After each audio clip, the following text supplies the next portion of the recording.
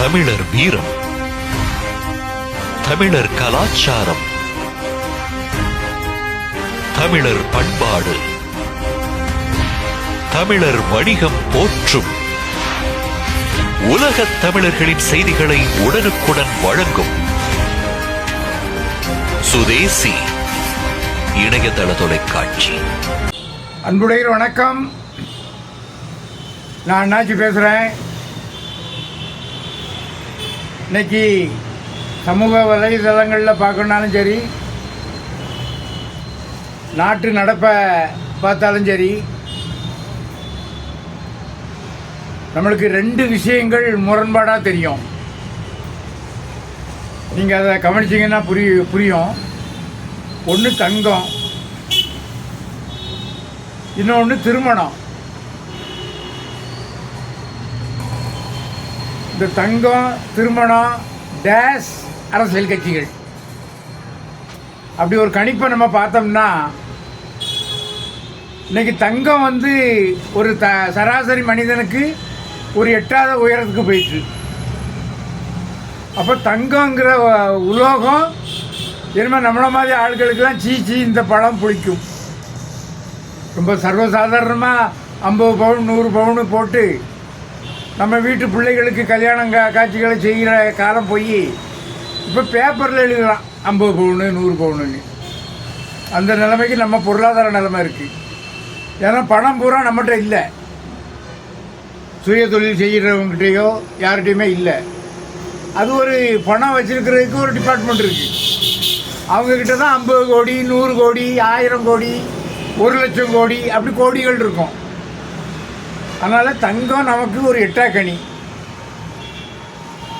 அடுத்தது அரசியல் கட்சிகள்.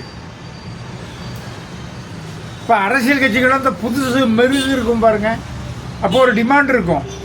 இந்த சினிமா நடிகைகளுக்கு மாதிரி அரசியல் கட்சிகள் யாருக்கிட்ட கூட்டம் இருக்கோ, யாருக்கிட்ட அந்த பேச்சு திறன் இருக்கோ, அவங்களுக்கெல்லாம் இந்த அரசியல் களத்தில் ஒரு டிமாண்ட் இருக்கும். காலப்போக்கில் என்ன ஆகுனா, அந்த டிமாண்டை சரியாக பயன்படுத்த தெரியாதவங்க அது அப்புறம் யாரும் அதை எட்டி பார்க்க மாட்டாங்க. அது ஒரு அரசியல் களம். அது அப்படித்தான். இப்போ யார்கிட்ட இத்தனை % ஓட்டு இருக்குது, இத்தனை கோடி ரூபா பணம் இருக்குது அப்படின்னா அதுக்கு ஒரு டிமாண்டு. அந்த டிமாண்டை வச்சு என்கிட்ட இவ்வளோ இருக்குது, இவ்வளோ பணம் தான் அப்படின்னு கேட்டு பழகிட்டாங்கன்னா அப்புறம் அரசியல் கட்சியில் அவங்க இடம் தெரியாமல் போயிடுவாங்க. இன்றைக்கெல்லாம் அரசியல் கட்சியை எடுத்துக்கிட்டோம்னா எல்லா கட்சியுமே திமுகவை எதிர்த்து ஆரம்பித்தது தான். அதுக்கு நடிகர் கமலஹாசன், உச்ச நடிகர் கமலஹாசன், ஆமாம், டார்ச் லைட்டை தூக்கி போட்டு டிவியை உடைச்சார். அவ்வளவு மாயைக்கும் ஒரு MP சீட்டு தான் விலை முடிஞ்சு போச்சு. திமுக எதிர்ப்பு என்னாச்சுன்னு தெரியல. வைகோ எப்பா எத்தனை பேர் உயிரை விட்டான் பாருங்கள். இப்போ 3-4 சீட்டா அப்படி நிலைமைக்கு வந்துட்டாங்க. அது மாதிரி இந்த மாதிரி கட்சி ஆரம்பிக்கிறவங்கெல்லாம் திமுகவை எதிர்த்து ஆரம்பிப்பாங்க, அப்புறம் திமுக கிட்டே போயிடுவாங்க. அதேமாதிரி இந்த அதிமுகவில் இருக்கிற முன்னாள் அமைச்சர்கள் அவங்களும் அப்படித்தான். என்னென்ன பண்ணுவாங்க, பேசுவாங்க, செய்வாங்க, கடைசியில் திமுகவில் சேர்ந்துருவாங்க. அதிமுகவிலேருந்து திமுகவுக்கு போகிறவங்களுக்கு மரியாதை கிடைக்கும், உடனே அவங்க மந்திரி ஆகிடுவாங்க. அதுதான் நான் ஒரு கட்சி பிரமுகர்கிட்ட பேசிக்கிட்டு இருந்தேன். இப்படி வர்றவங்களுக்கெல்லாம் நீங்கள் சீட்டை கொடுத்து மந்திரி ஆக்கினீங்கன்னா எப்படி அப்படின்னா, இதுதான் புது சக்தி. பழைய சக்தி எங்கிட்ட அப்படி இருக்கும். புது சக்தி, அந்த ஒரு சக்தியை விட்டு வந்தோன்னா அது ஒரு புது தானே ஒரு பலம் அப்படின்னு அவர் ஒரு அரசியல் வியாக்கியானம் சொன்னார்.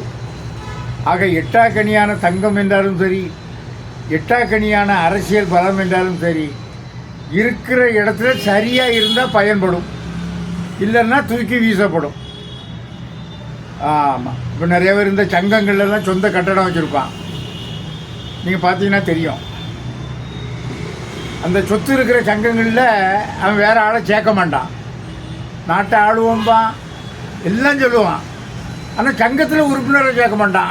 அவன் பிள்ளை, அவன் வாரிசை சேர்த்து வச்சுக்கிடுவான். அவன்கிட்ட போய் பேசி பாருங்களேன், மேடையில் என்ன பேசுதான் பாருங்களேன், நாங்கள் நாடாள வேண்டும் அப்படின்பா.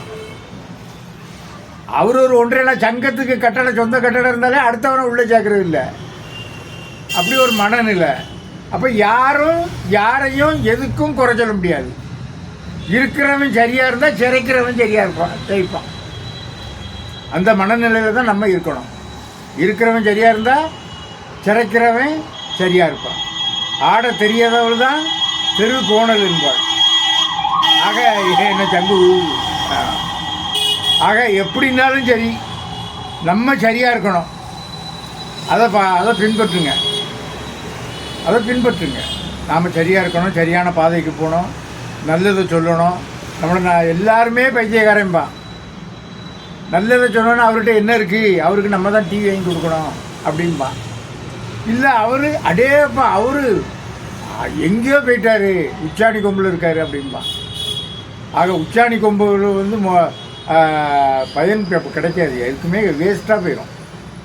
உச்சாணி கொம்பில் இருக்கிற பழங்களை பறிக்க முடியுமா? உச்சாணி கொம்பில் இருக்கிற நிலவை கையில் பிடிச்சி விளையாட முடியுமா? உச்சாணி கொம்பில் இருக்கிறத பார்த்துக்கலாம், அதுக்கப்புறம் தானாக வெம்பி கீழே விழுந்துடும். நம்ம கைக்கு எட்டுறதுல கிடைச்சா தான் அதை நம்ம பயன்படுத்த முடியும், பலன்படுத்த. நான் சொல்கிற சூசகம் உங்களுக்கு புரியுதா? பெரிய சூசகமே இருக்குது நான் சொல்கிறதில்ல. அதை பயன்படுத்தணும். வாருங்கள், முறையாக பயன்படுத்துவோம். வருகின்ற இந்த 2026 தேர்தலையாவது தமிழ்நாடு வியாபாரி சங்க பேரவை சரியாக கையாள வேண்டும். அதற்கு உங்கள் ஆலோசனை வேண்டும். அண்ணாச்சி முத்துக்குமார்.